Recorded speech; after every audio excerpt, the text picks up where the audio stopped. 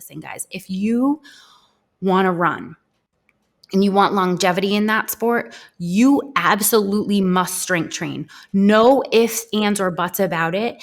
You are 100% leading yourself down a road to injury if you are constantly pounding the pavement without the foundational strength to have your body supported in that repetitive of a movement. Hi guys, and welcome back to the Thick Thighs Save Lives podcast. I'm Kelsey. And I'm Rachel, and we're just freaking happy to be here. We're happy to be here. We are. Because it's a technology struggle today, which is always, I don't know, it's so... I feel like technology happens to be so frustrating because it feels like it's something you can't control. So I think that's why it adds an extra layer of frustration. Well, I'm going to punch it in the face. That's the thing. You can't punch it in the face. I feel like that makes it more frustrating because, like, what are you going to do? I'm going to just punch the air. I'm just going to start punching the air everywhere. The internet, I'm just punching. Ew. So much. I tried to do like an internet thing with my car, where like my car is making some growling noises and growling. Yeah, it's like growling. I feel like that's the best way to describe it. It's just like a growling car, metal on metal, if you will. Oh. And I tried to bring it to the mechanic place, and they were like, "No, not till Tuesday." And I was like, "Yo, this." You want her to make it till Tuesday? That's a lot of faith. And then so I was like, all right, what am I going to do? And then I was like, well, I'm just going to let it rest. And like a control. The growling? Yeah, like I'm just going to let it rest overnight. And then when we wake up nice and refreshed. Is this kind of like punching the internet in the face? It's kind of the same mentality. Same thing, like unplug it, plug it back in, you know? I don't know. We'll see how it goes. I mean, it got me here today, so. Did it growl? It's still growling, but it was making it. The growling got aggressive yesterday. It was like it was like a low growl before that, and then it was like, rawr. Oh my goodness. I was like, that's not a growl that can be ignored. Well, you know, here's the thing about those stupid things that we don't know how to do and can't be fixed with just a like, hey, you. Hey, you, hey. Stop that growling.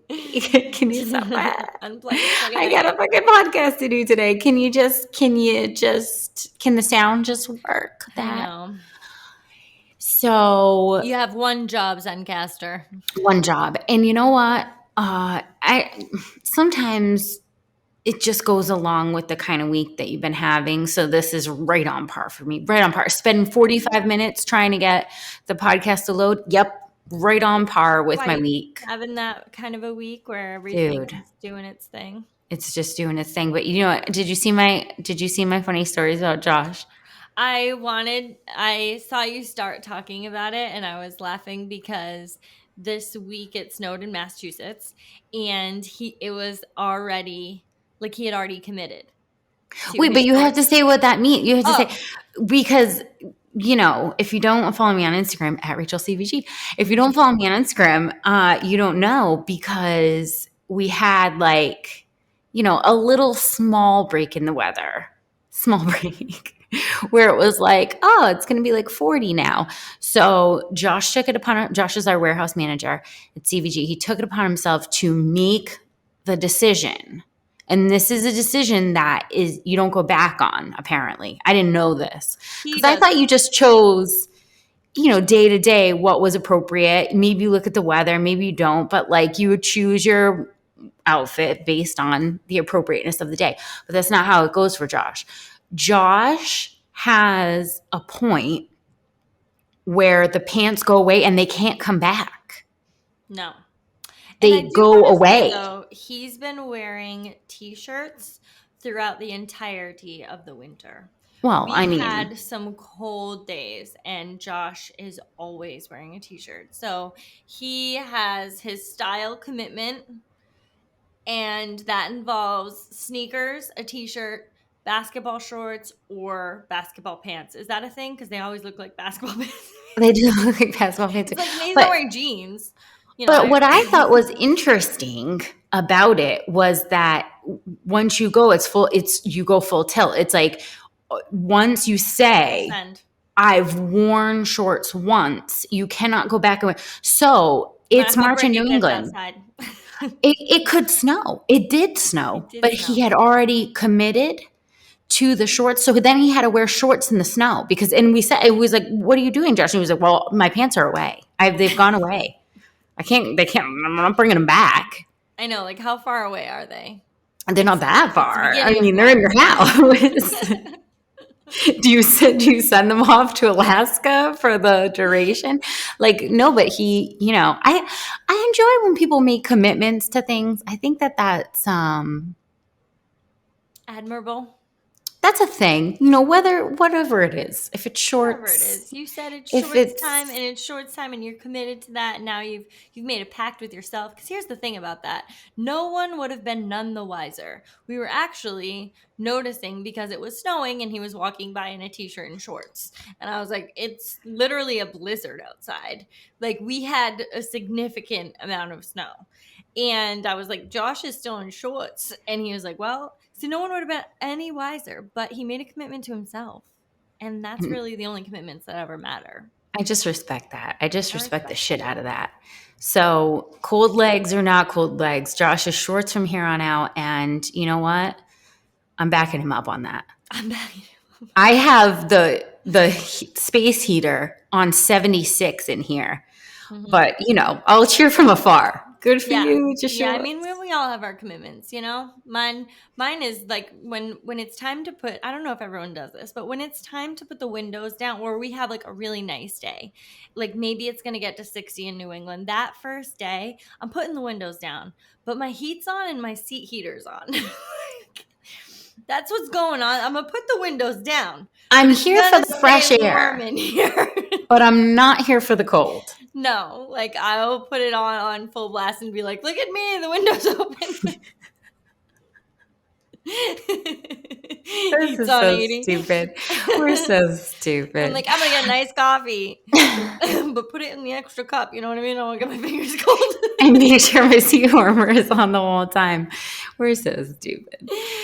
It's a vibe. It's a vibe, but it is warming up in New England. The skirts came out last week. I'm freaking excited about the skirts. They are so damn cute. If you haven't got your CVG skirt yet, you are not ready for the spring. This is a spring staple, people. It's a spring staple for a lot of reasons. And let me tell you something. I am just so pumped that like skirts having shorts in them with pockets is a thing, because that's it. Because number one, I never know when I want to do a party trick, I'm going to need to jump over something. I also want like a layer between me and the world. You're like sitting on chairs and stuff. Like I am here for having shorts underneath. Like I just feel like it's less of a commitment to wear a skirt, because like you could do anything. You can do anything. Yeah. You can still have pockets. Mm-hmm. It's a staple. Taco pocket. It's a must. Mm-hmm. It's a must. You can't do spring unless you've tried one of our new skirts. And obviously, it's not the typical, well, I'm going to wear a skirt, so I'm going to commit to being uncomfortable the whole day. Like, it's the ultimate in comfort. So you're basically in loungewear, but you look cute. It's a whole ass vibe. For sure. So we have a cool topic today. I wanted to, I was going to segue into the run cycle, because I was going to say they're also great for running in, if that's your jam. So yeah, we have a wicked good episode today. We do. We have some important things to talk about. But I think one of the things that we wanted to hit on was a big topic that we always hear when it comes to cardio. Air Bunny is in my cardio. But when it comes to cardio, the importance of cardio, what type of cardio, and what you need to do when you are looking at your endurance and how you're going to improve in this area. Now, the battle between slow rate cardio and fat loss is always going to be a thing. But what I wanted to start off by saying was like, if you find some type of movement that you love and works for you, I'm here for it. That's fantastic. That is the number one thing, is that before any of the things that we talk about, is finding something that you're actually going to do is more important than what is the quickest way to lose body fat, what is the most beneficial for your health and fitness, whatever. Because above all of that, you can know anything that's going to be the most beneficial for your health and fitness. But if you're not going to show up to do it, it is completely irrelevant. So when people ask me what's the best kind of cardio or what's the best way to put cardio into your workouts, does it come before the lift? Does it come after the lift? How many days a week? I'm like, the best kind of cardio is the one you're going to do. Mm-hmm.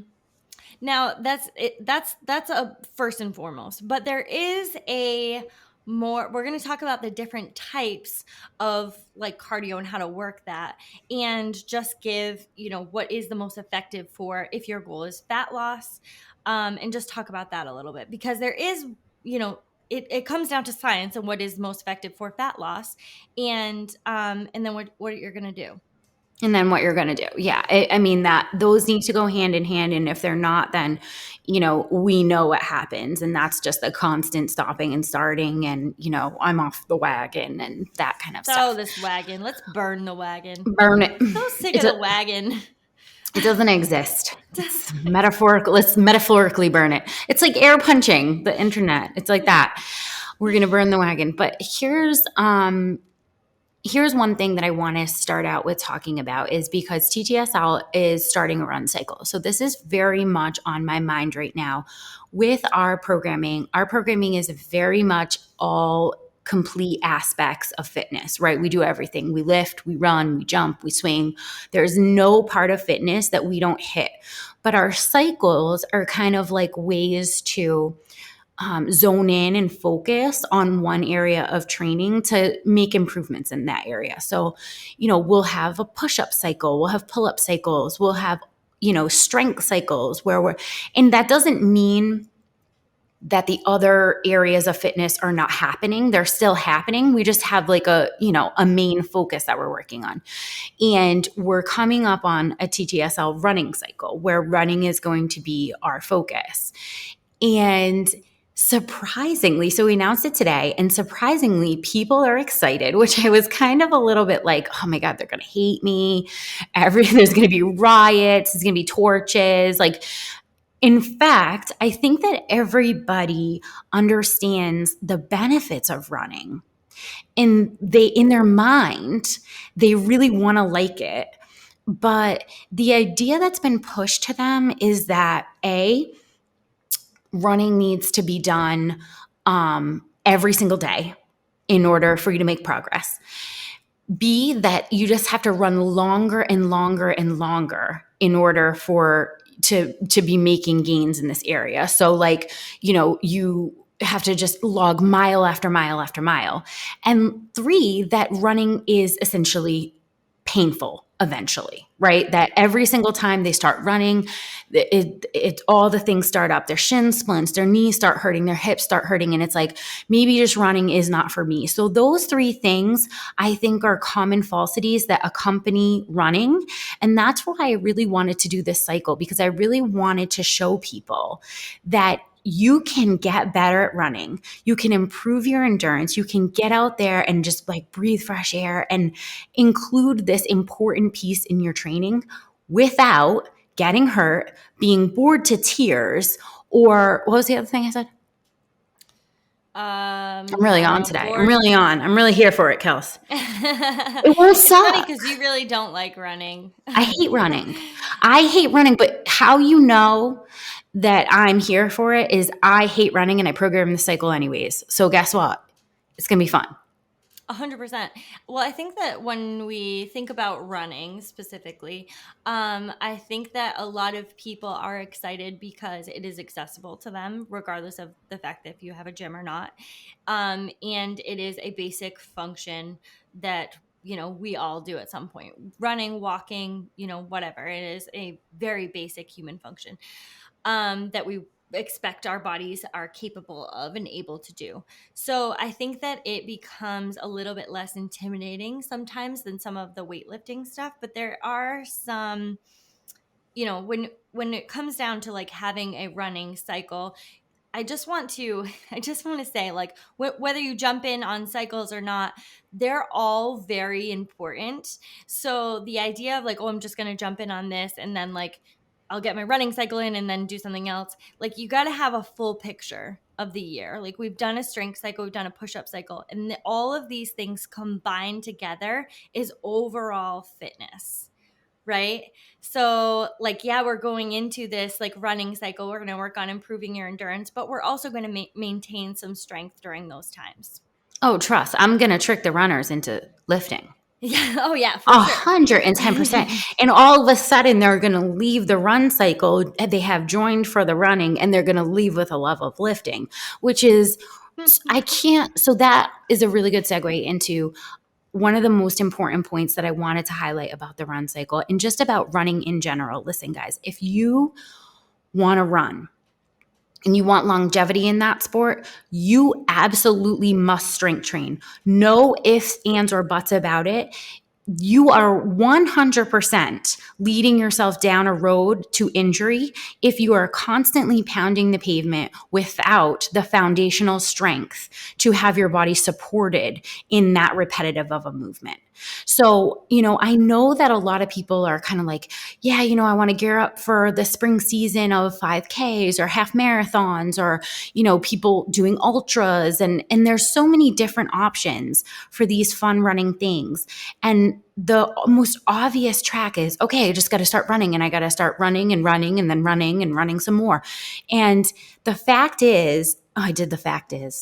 I did it. And I'm not going to apologize because I'm fired up about it. You have to lift. You have to lift. You are not only supporting your joints in your longevity and running when you do that, but also you're making your running better. Every single time I work with runners, they're always so shocked because they think the days that they're taking off and lifting are like days that they're losing on their running. They're like, oh man, I really should be out there logging some miles. That I'm missing out on training. And then they go and run their half or whatever, PR their time when they've run half the time that they normally would. And they're like, how is it possible?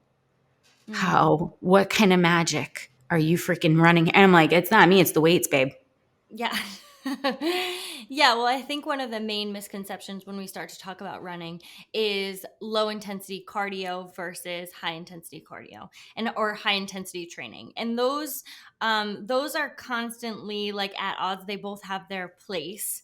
But I think it's really important to talk about the differences between the two of those and what maybe a running cycle looks like for you. Because when we start to think about like, okay, I'm going to be running, it just sounds like something along the lines of like, well, I'm just going to add miles and miles and miles every day, and then eventually I will become a better runner. And there's a place for that for sure. And that, where that low intensity cardio comes from, or like moderately intense cardio comes from, there's definitely a place for that. And for a lot of beginners, that can be less intimidating. That can be, a better solution if you are looking to get a more relaxed state of your workout, where you're able to like talk to your friends as you go along, and you're just kind of like walking along and not really having any like purposeful exertion during your training. That's where that like kind of low cardio comes into place. But where that has its downfalls is it can be extremely boring. For me, that comes into place for sure.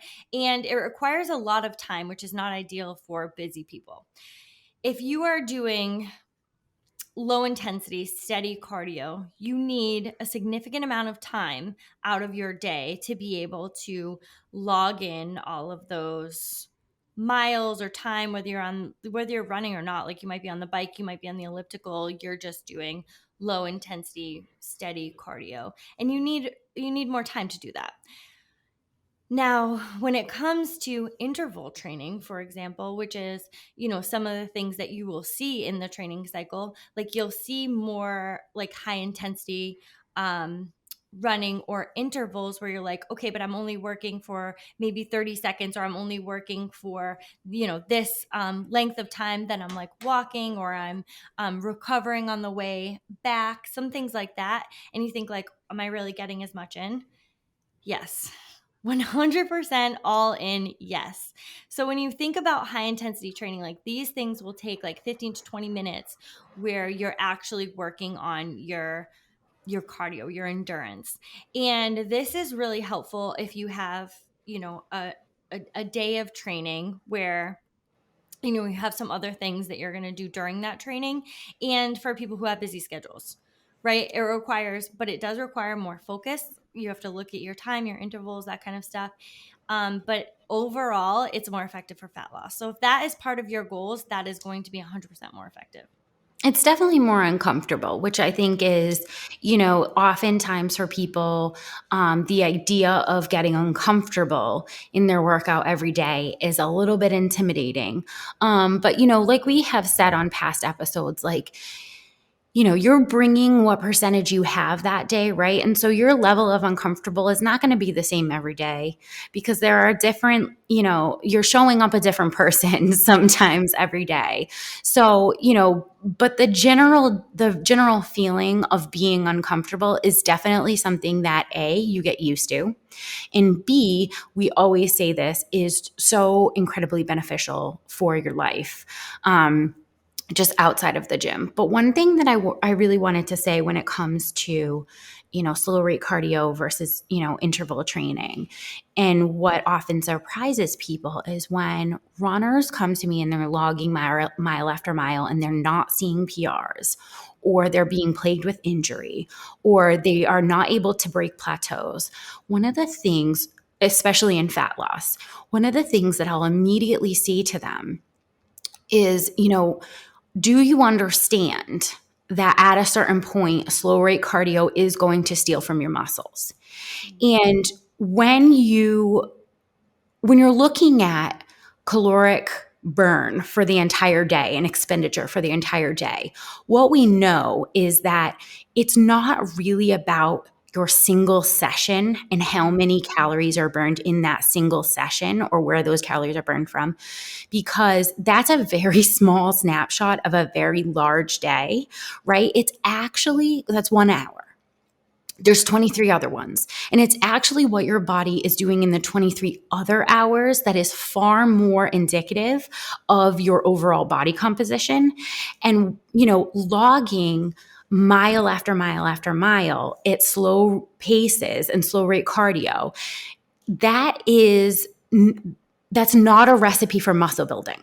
Okay. You're not going to build muscle at the same rate as you would with interval training. And when you are lacking in the muscle department, or you're not actively building muscle, you aren't making a situation in your body where you can have that burn for 23 hours instead of 1. And I think that is the main thing that I say to people that are having trouble when they're struggling with plateaus and they're only using slow rate cardio, is just that, I understand that it's a great triumph to see that, like, oh, I burned this many calories in this workout. But with the lack of muscle, we're not going to see that throughout the day. And that's where you're getting stuck. Well, I think that's a great point. When it comes to, a lot of people are looking at the calories that they're burning during their workout and thinking about that in kind of a snapshot of their day, where like you get on a bike, you get on an elliptical, whatever, and you spend an hour on doing slow rate cardio there and look at how far you've gone and the number of calories that is completely inaccurate from the machine. But let's say it's spot on that you're burning during that session.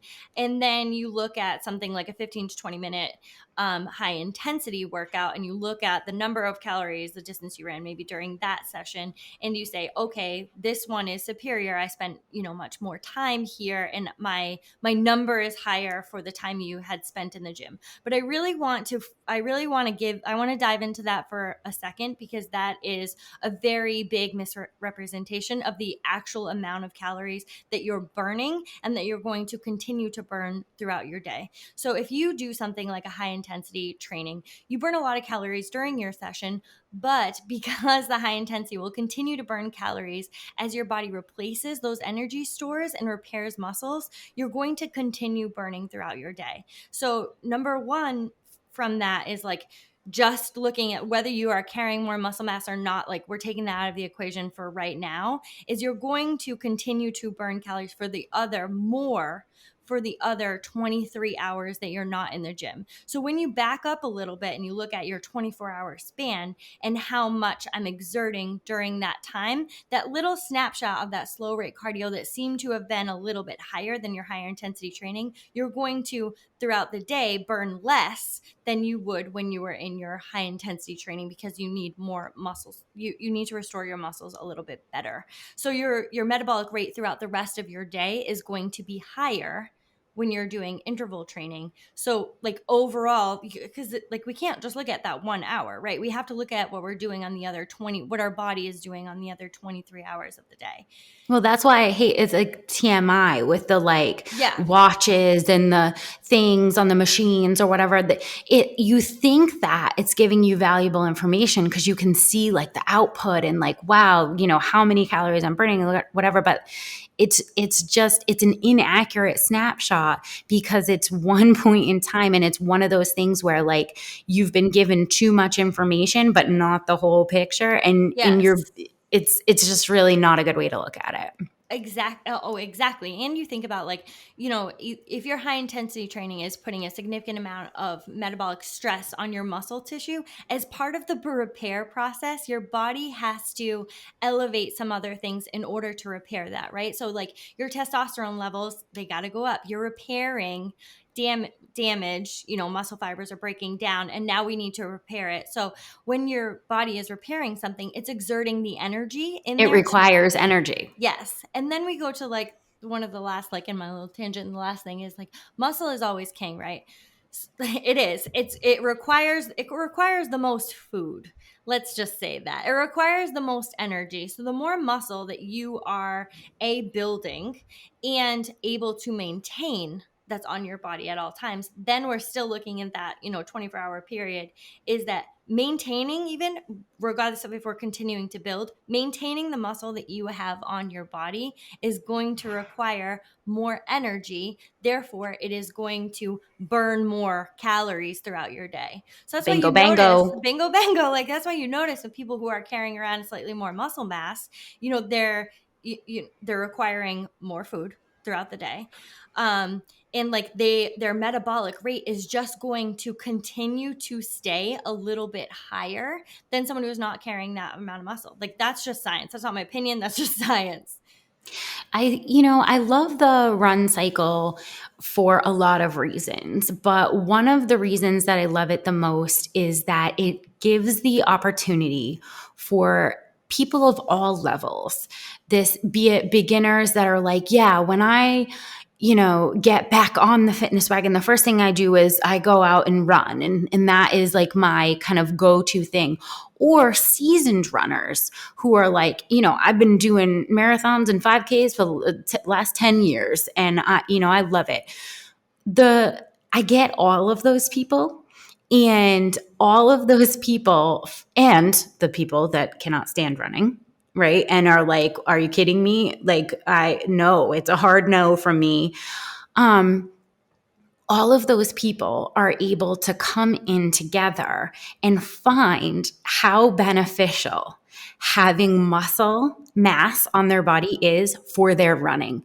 And it's so rewarding for me to see people who have been running for years PR their run times, not from running more, but from lifting.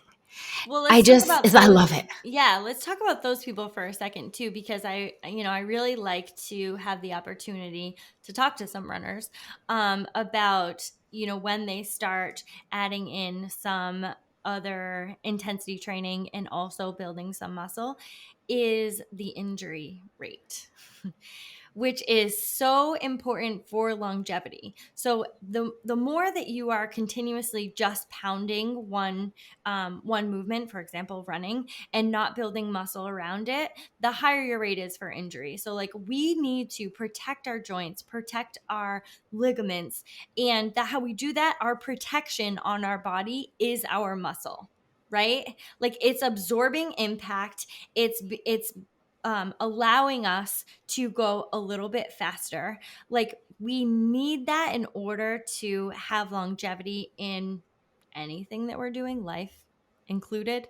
Sitting up straight, building muscle is just like part of our everyday life. But when it comes for runners, they really start to see the benefits that building some muscle will have just for their running.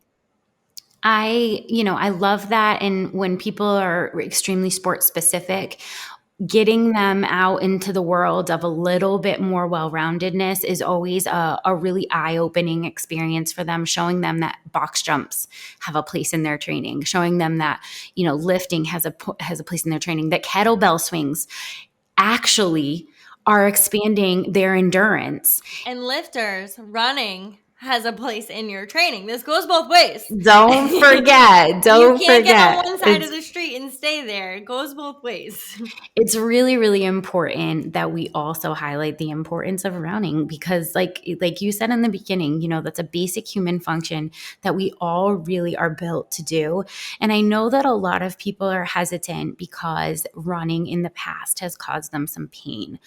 But I do just want to highlight the fact that if you've tried running in the past on a body that wasn't supporting a lot of muscle, or that hadn't been experienced in lifting, you were running on a different body. I just want to say that first and foremost, because you are going to be shocked at the amount that your knees can actually absorb when it comes to stress now that you are squatting and deadlifting and, all of those things. But the other thing that I really want to mention is that I think we would be remiss if we did a running cycle that didn't address that there is proper technique. Like, first of all, you need to have the gear, right? You need to be in good running shoes, right? We're not just going to go out there and in crappy shoes and say like, geez, why my feet hurt? Like the same thing as, anything else. We need to be in, good shoes. But that there is a technique to the way that your foot is going to hit the ground that is actually going to either increase the amount of pressure on your joints or minimize it. And there are ways, there's drills and stuff that you can do to like work on the technique of your running. It's like a weird thing because we're always like, well, we're born to run. I mean, it's not the same as lifting where people are like, wow, I really need a course on lifting. I really need coaching. Everybody thinks that they can just get out and run and then wonders why they have pain with it. And it's the same thing as when you're going and teaching yourself how to deadlift and then you're like, having trouble. It's just the fact that there is a more efficient and safer way to do it. And we have tons of running drills built into this cycle that works on that technique, how your foot strikes the ground, your agilities, which is like so underrated. And I think that it makes it the full package. So, you're swinging, you're running, you're jumping, you're lifting, you're working on technique. And it's like, you guys got to trust me. You guys got to trust me. You're going to PR your run times. Whether you're a beginner and you're just looking to like maybe run a mile without stopping, that might be your goal. Or whether you're an advanced runner where you're like, I'm in my running season and I want to see some gains there. This cycle's for everybody. So here's the thing that I wanted to make sure I mentioned about some, running and getting back into fitness, because I think this is worth mentioning. I recently watched this happen with one of my man friends who traditionally has been a runner, most of his life. And like, I'm using runner like kind of loosely. He played other sports that involved a lot of running.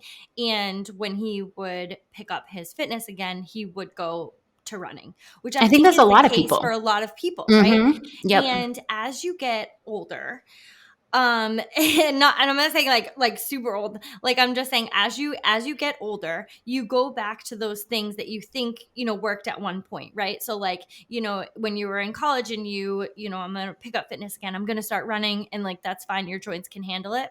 And as the years go on, and for a lot of people are carrying around a lot more body fat and have not run in quite some time, but it's their way of getting back into fitness, right?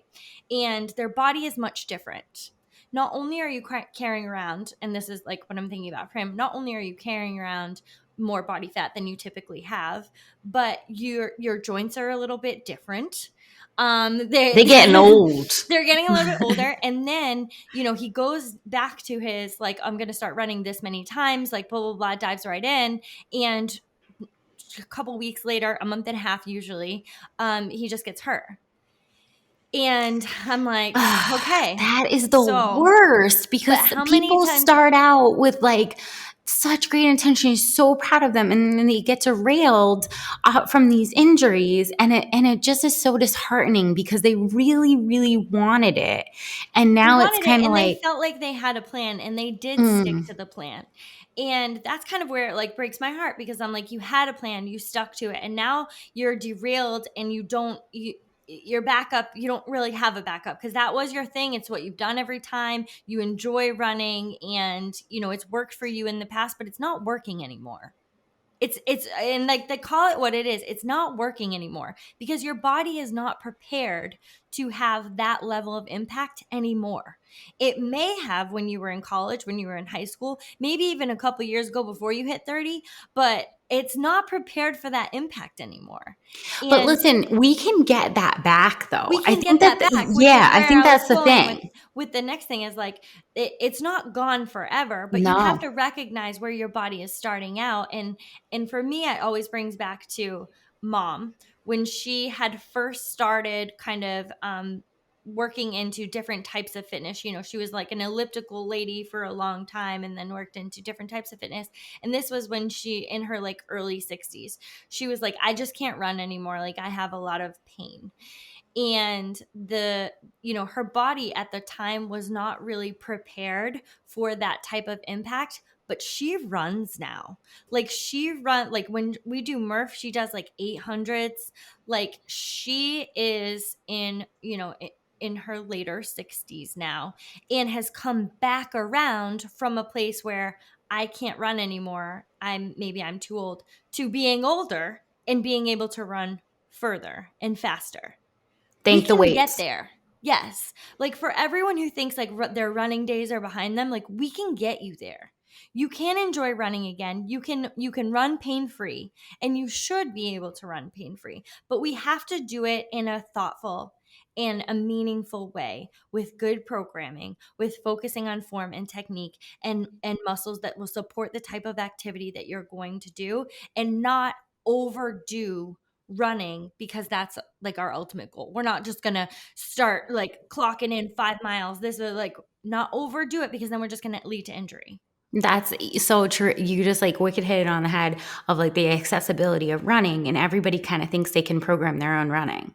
Like, yeah, I know what to do. We'll just get out there and run a couple miles, just exactly that. Yeah. The same I used to be way, that. I hear it. Yeah. The same way you're not programming your own strength cycle, the same way you're not programming, like, this is designed best for a professional to create a program for you that keeps you pain-free. And you gotta trust in professionals that they really know the way. And like, yes, and yes, that if you are currently in pain and running, that does not have to be a forever sentence. But also, you can't just get back out there and like, you're a spring chicken and I'm going to, log a couple miles today. And that's why I did 2 tracks on this. Yes. I love that. We went with oh shit, what did I end up? I had like a whole list of things I wanted to call this. Fast and Furious. I started with Fast and Furious because I was like, we'll call it the Fast and Furious. You're either fast or you're furious that you have to do this. I was like, but I think we went with hustle and something. I can't remember now. I'm like, I'm so dead behind the eyes. Is this day over? But it's well, the point is that there is two running tracks. Yeah. So it's like if you are at a place where you're just coming back to running, I know for us, living in a cold climate, we go long periods of time where it's not safe to run outside and not pleasurable at all. So we don't. And for that kind of thing, you don't just get out there and run 5K. Dude, that's the kind of shit that is like what's going to lead to injury, and then your whole spring is shot. So it's like we want to make sure that we're meeting you where you are, and that's why there's two tracks. There's like a beginner kind of run track that will get you started wherever you are. If you're run walking, if you're just coming off the couch and you're like, I have not run in years. And then there's a more intermediate advanced track for people that are like, yeah, I've been logging some miles, I'm here, but I've hit that plateau or whatever. So I think that if this doesn't convince you, I don't know. I mean, I don't know. Like, I don't know. I want to start. I'm like so excited. Yeah, I mean, I hate running. I am honestly one of those that enjoy running. I like the mindlessness of running, but I also just like to do different things. So like, although I enjoy running and I enjoy lifting, like I just like to do all of the things. That's why I CrossFit, because like I can't just do one thing. Do you think we could talk your man friend into joining us for the run cycle? You know what? I'm gonna give it a shot, because what just keeps happening is, okay, now my knee hurts and now I can't do anything. And, there always is that backdrop, guys, of like your knee is hurt, the rest of your body is not. And like you need to come to terms with what you can do and stop focusing on the things that you can't do. And that's my like tough love for the day. I've probably had a couple actually during this one. But that's my like tough love for the day, because like I've heard that a lot in some of the things recently, and anytime a new cycle comes out, something new is introduced. It's not just a new cycle. Something new is introduced. A lot of the time what our brain does is look for reasons why we can't do said thing, whatever it is right in front of us, because we're like, I want to do it, but what's going to hold me back? It's almost like your brain protecting you, because it's like saying, what is the danger here? What is the reason why we couldn't? So your brain does go there, but I challenge you to rewire it into, what are the things that I can do? What are the possibilities here? Like if I have a knee injury, what the rest of my body is still there, still has the opportunity to get strong, work on my endurance, work on my core strength, work on my upper body strength. There's so much opportunity there to focus on other things. Yeah, well, I've already talked to some girls that have been like, oh, I'm just coming off of a surgery, and I'm not clear to actually run yet. I'm still working my physical therapy, but like I got the okay to row. Can I join the cycle? Hell yes, you can. Yes, you can, because we're going to throw your ass on a rower, and you are going to be working on your endurance in sprint intervals, and exactly the same thing, just in a way that is appropriate for your body right now. It's not about breaking your body down until it can't take any more. It's about building it up and meeting you where you are. So hell yeah, if you're going to do this on a rower, if you're going to do this on a bike, because you're not at a place where you can do impact right now, 100% this is for you. I'm glad you said that, because when I mentioned Mom's story too, I wanted to say it was, when she said like, no, I just can't run anymore. We weren't just like, get out the door. Like off you go, lady. We were like, yes, you can. Don't tell me it hurts. Like, that's not how that went down, right? Like there is a progression, as there always is a progression. There's a progression to get you to a place where, so we're saying like the goal is that you can run pain-free. But if that's not where you're starting, then we will work on every other step. Like there's a whole bunch of steps to get there. So if you're someone with knee pain, plantar fasciitis, things like that kind of like come up and swell up with that impact, there are things that we need to work on before we send you hitting the pavement. Well, you used your example for mom was like, oh, she couldn't run and she was in so much pain, and now she does Murph and she runs 800s. Here's the thing. Before mom ran 800s for Murph, she rode them. Yes.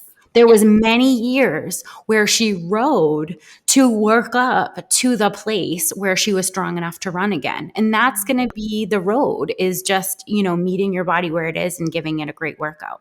You can run again. I love it. I have hope for all of the people who, have said like, I really do enjoy running, but like, I can't, like, I always think of him because I'm like, I know he enjoys running, but like, he can't do that for his fitness anymore. I'm going to call him up. Alone. I'm going to call him up. It needs. Listen, Mr. Man, you just need to get some squats in, okay? It's just a lack of squats is what it is. When in doubt, it's probably a lack of squats. That's my go-to. So if you'd like to join us on the run cycle, please make sure you get in our Facebook group and our app, CVG Nation, and hop on our site, Constantly Varied Gear, click on the TTSL link and sign yourself up, because it is the best thing you're going to do this spring. It's going to be so nice to get out there and breathe the fresh air and just get some fitness in again.